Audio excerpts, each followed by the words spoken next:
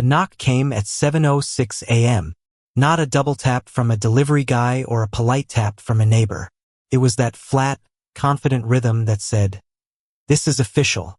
You're not going to like it." I didn't even flinch. That kind of knock in this neighborhood meant one thing. Karen. Hello, everyone. If you've ever dealt with absurd rules, control freak neighbors, or just want to hear an incredible story about how one veteran put the whole HOA in its place, you've come to the right place. Don't forget to like this video, subscribe to the channel, and write in the comments. What's the weirdest thing they tried to fine you for in your neighborhood? And now, sit back. This story is worth every second. I set my coffee down and sighed. The ceramic clicked against the granite counter. My name's John Carter. I live in Harmony Heights.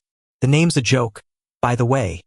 There's no harmony here, just a meticulously curated illusion maintained by bylaws, board votes, and fear of non-compliance. They manicure their lawns like they're prepping for a magazine shoot. No deviación. No surprises. No soul. I didn't move here because I fit in. I moved here because my brother needed somewhere quiet. David, Marine, deployed 3 times. Just got home 6 days ago. The man has seen things that'd turn most people to glass. But you'd never know it. Quiet, contained, always watching. I stepped to the front door, already bracing for the smell of citrus cleaning spray and the click of a clipboard. And there she was, Karen Whitmore, HOA president, probably self-elected. Mid-50s, always in pressed khakis, polo tucked in like she's the general of the cul-de-sac. Clipboard clutched tight, lips so thin they could disappear if she pursed them any harder. "Good morning, Mr. Carter," she said, like she practiced it in the mirror. "Karen," I replied, "you do realize it's not even 7:10. She didn't acknowledge that. Karen doesn't do small talk. She gets to the point like a surgeon with a grudge. She held out a piece of paper, folded once. No envelope. "I'm afraid we have a compliance issue." I didn't take the paper right away. "Does this compliance issue have a name?" She blinked slowly. "David." My chest tightened. I took the paper, opened it, read, then read it again. Subject: David Carter. Violation: non-conforming attire observed in public neighborhood zones. Details: individual has been witnessed wearing military camouflage fatigues while in visible common areas.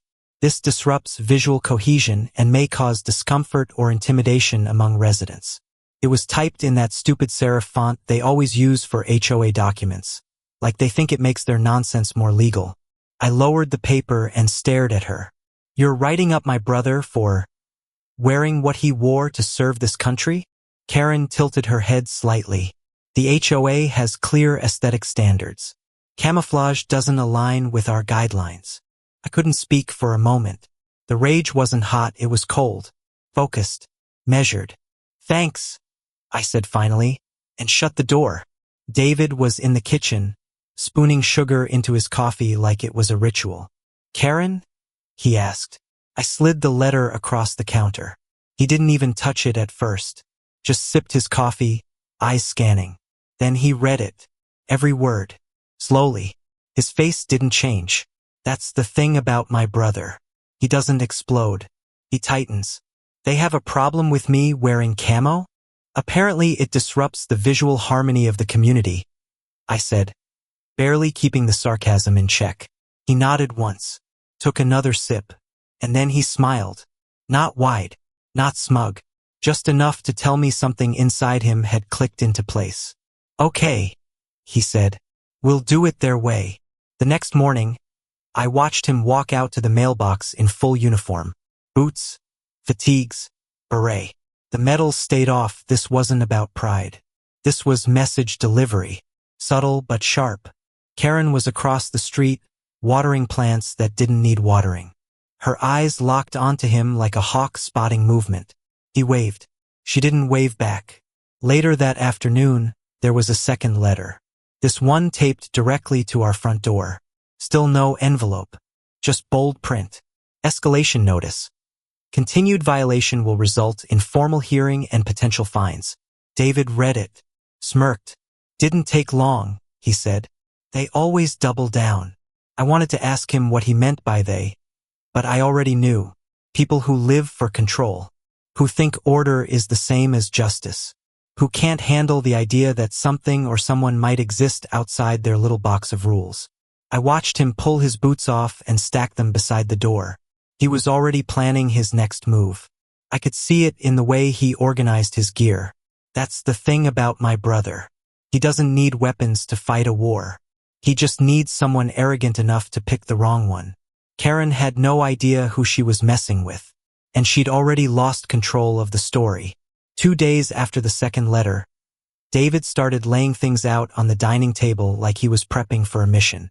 Not weapons, not armor, uniforms, documents, notes, strategy. That's how he works.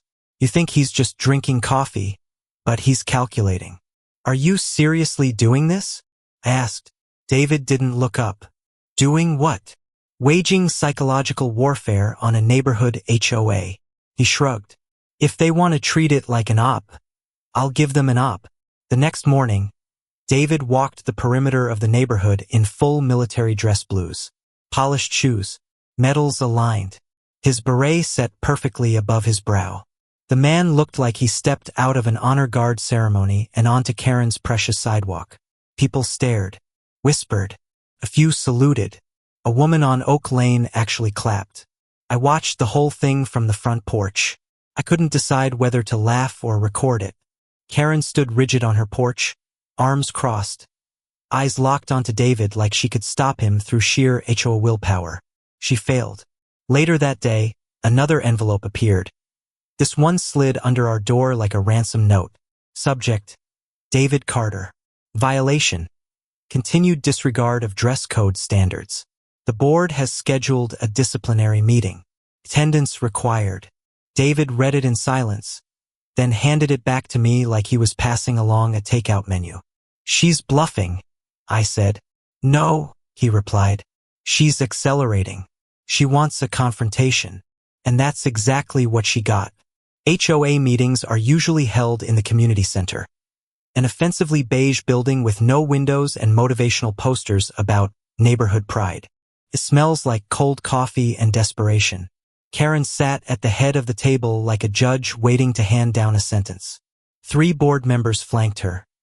Susan, the always nervous yes-woman. Mr. Henderson, who looked like he regretted retiring early. And Rodriguez, who never spoke unless prompted. David walked in wearing his uniform again. Not the full dress blues this time. Just standard camo fatigues, dog tags tucked under his shirt. Clean, presentable, silent. He sat next to me. Karen didn't offer a greeting. We're here today, she began, to address a series of violations related to visual disruption and non-compliance with neighborhood aesthetic standards. David raised an eyebrow. You mean my clothes? Karen stiffened. Your choice of attire has created tension among residents. Has anyone filed a complaint? He asked. That's not the point. No. David cut her off. That's exactly the point. Who filed the complaint? Karen faltered, just for a second.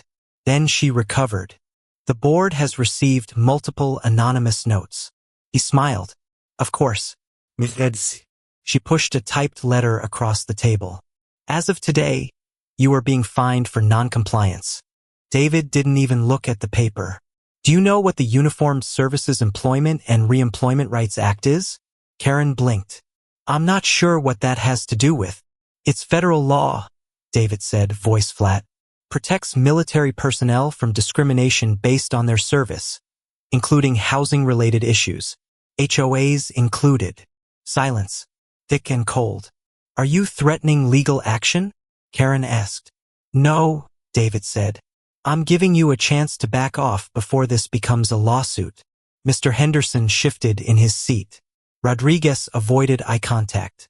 Susan scribbled something on her notepad that probably just said, "Oh no." Karen's face was unreadable. She tried to pivot. This isn't personal, she said. It's about community standards. David leaned forward. Let me tell you something, he said. I didn't come here looking for a fight. I came here to heal. And I didn't wear this uniform to intimidate your HOA. I wore it because I served in it. And because people like you don't get to tell me that honoring that service is somehow against the rules. Karen opened her mouth, but nothing came out. David stood up, straightened his jacket, and looked at the board. If you want to find me, do it. If you want to escalate this, good. Just understand, I've been through worse. And unlike you, I have actual law on my side. Then he walked out. That night, Susan from the board left a message on our voicemail. It was short, awkward.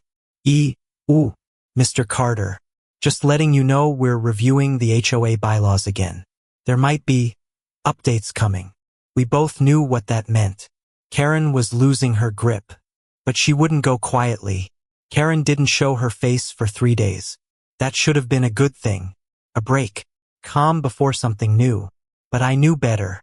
People like Karen don't disappear, they bunker down. She was plotting, strategizing. Somewhere behind those beige curtains, she was flipping through bylaws like tarot cards. And sure enough, on day 4 it began again. Flyers. Dozens of them. Neatly folded. Taped to doors. Slid under mats. Even stuffed inside dog poop bag dispensers at the community park. Same heading on each. A return to decency, reaffirming the visual integrity of Harmony Heights. Subtitle, Recommitting to Quiet Strength and Subtle Standards. It read like propaganda from a pastel dictatorship. David read it in silence. His face didn't move, but I knew what was happening under the surface. A still lake with undertow. She's trying to rally them, I said. Turn it into a values thing. She's scared, David replied. And he was right. This wasn't about camo. This was about someone realizing her control wasn't absolute and trying to fix it the only way she knew how. Paper, pressure, and paranoia. Then came the surveillance. I noticed it first. Susan's Prius was parked across from our house 3 times that week.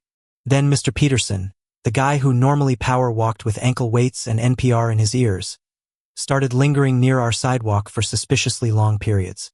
David didn't even comment. He just started grilling in the backyard again, wearing the same uniform, calm, steady, brazen. On Saturday, a stranger pulled up, big SUV, dark windows, out-of-state plates. He didn't even get out, just parked and watched. 15 minutes later, gone. Karen's bringing in reinforcements, I said. David nodded. Good. I was getting bored. I didn't expect what happened next. Came in a brown envelope. No return address. Inside, printed photos, grainy but clear, of David in uniform. Walking, grilling, standing by the mailbox. Each one labeled with a date, time, and location. Attached was a letter. Per Harmony Heights Amendment Proposal 9.3b, we are opening a full investigation into ongoing patterns of behavioral intimidation and visual disruption. If you do not cease by the end of the calendar month, we will refer this matter to legal representation and initiate a claim for community destabilization. Community destabilization. It sounded like something lifted out of a counterinsurgency manual. David's reaction? He laughed. Not a cruel laugh. Not even sarcastic. Just tired. A little amazed. I've been accused of worse by better, he said. I wanted to fight. File something. Expose her for what she was. But David? He had other plans. That evening, he sat down at the table and began writing. Not emails. Not letters. A report. He filled 3 pages, then made a call. I only caught 1 line before he stepped outside. Yeah. Hey, it's Carter. You remember that thing we talked about? I've got something you'll want to see. I didn't ask who was on the other end. I didn't have to. He came back in an hour later. Calm as ever. Set his phone on the table. Picked up his coffee. It's time, he said. What happened next unfolded like a slow-motion implosion. 3 days later, the HOA board received a letter. Not from us. From the legal office of a military compliance organization. Real seal. Real signature. Real consequences. Karen didn't react publicly, but she stopped walking her dog. Her porch light stopped coming on. Her voice vanished from the usual conference calls. Rumor had it she'd been advised to Cease any interpretation of HOA guidelines that could be construed as targeting active-duty military personnel. Then came the audit. I didn't know about the finances. Not until David dropped it casually over dinner. She's been misusing funds, he said, stabbing a piece of chicken with surgical precision. I paused. You're sure? He nodded. I saw enough. And so did someone else. Apparently, the financial trail wasn't even subtle. Overpayments for landscaping contracts, travel reimbursements for out-of-state policy research, equipment rentals for events that never happened. And then boom, an anonymous tip was filed. The fallout was slow, but it was real. Susan quit the board. Rodriguez stopped answering emails. Mr. Henderson called me personally and asked if we could maybe move forward with less tension. And Karen? Gone. Packed up and moved out one humid Saturday morning. A moving truck. No goodbye. No statement. Just one last HOA email, and signed, about the importance of leadership transitions in times of reflection. David watched it all from the porch. Didn't smile. Didn't smirk. Just watched. Then turned to me and said, "Told you she'd burn it down herself." There's a kind of silence that only follows collapse. Not disaster exactly. Not fire or flood or some big dramatic reckoning. Just the quiet that settles over a neighborhood when the noise that kept everyone tense is finally gone. Karen Whitmore was out. No more clipboards. No more 7 a.m. knocks. No more weekly flyers about community visual cohesion or emergency leaf blower standards. Just a vacant porch and an available now sign in the front yard. As beige and joyless as the woman who left it behind. I watched the moving truck pull away that morning with the kind of cautious optimism usually reserved for ceasefires. Think it's really over? I asked. David didn't answer right away. He was adjusting the knobs on the grill, flipping a steak with one hand, beer in the other. No, he said finally. But it's over for her. The board dissolved within the month. Susan resigned in a 2-line email. Mr. Henderson disappeared into his garage and started woodcarving again. Rodriguez never showed up to another meeting. The HOA as it had existed was functionally dead. Sure, the framework was still there. Some leftover rules, an old website, a neglected suggestion box. But the heart of it, the Karen-shaped core, had been torn out. And in the vacuum, people started breathing again. A week after Karen left, David and I hosted a barbecue. Nothing fancy, burgers, chips, drinks, music. We called it Neighborhood Reset and handed out paper invites like it was 1996. I wasn't sure what to expect, but they came. The Petersons from 2 doors down. Mrs. Langford and her outrageously dressed poodle. Even Susan showed up, awkward but present, holding a salad and looking like someone on the verge of apology. People talked, like really talked. Not passive-aggressive comments about lawn edges, but actual conversations, stories, laughter, relief. I realized in that moment just how much tension had been living in everyone's shoulders. Karen hadn't just made rules. She'd weaponized them. And with her gone, it was like the air changed. Later that night, I sat on the porch while David cleaned up. The sun had dipped below the rooftops. A breeze kicked up. Somewhere down the street, a kid was setting off a sparkler even though it wasn't July. I gotta ask, I said finally. Did you plan all of this? David looked up from the cooler. Plan what? Karen's fall, the audit, the letters, the slow unraveling. He smiled. Not big. Just enough to let me know he wasn't going to answer that question directly. All I did, he said, was wear what I always wear. She decided that was a war. And she lost. She lost the second she tried to control something she didn't understand. I nodded. Think someone else will step up? Try to be the next her. Oh, absolutely, he said, cracking open another beer. People like that never really go extinct. They just change fonts. It's been 3 months since then. Harmony Heights isn't perfect. It never will be. There are still lawn disputes and petty squabbles. But something's different now. People wave more. Nobody finds anyone for wind chimes. David walks Duke without getting stared at. There's still an HOA technically. But now it's a Google Doc, shared between a few neighbors who mostly use it to coordinate lawn service discounts and keep an eye on that one weird guy who never picks up his mail. No, Karen. No fear. Just normal. Peaceful. The other day, I found the original violation notice in the back of a drawer. The one that said David's camo was intimidating. I almost tossed it. Almost. But instead, I framed it. Hung it up in the garage above David's tool rack. Seriously? He asked when he saw it. I nodded. You earned that one. He stared at it for a long time, then gave a quiet laugh. You know, he said, I never thought retirement would look like this, and for the first time since he came home, I saw it. He was settled. Not just surviving, not just recovering, but home.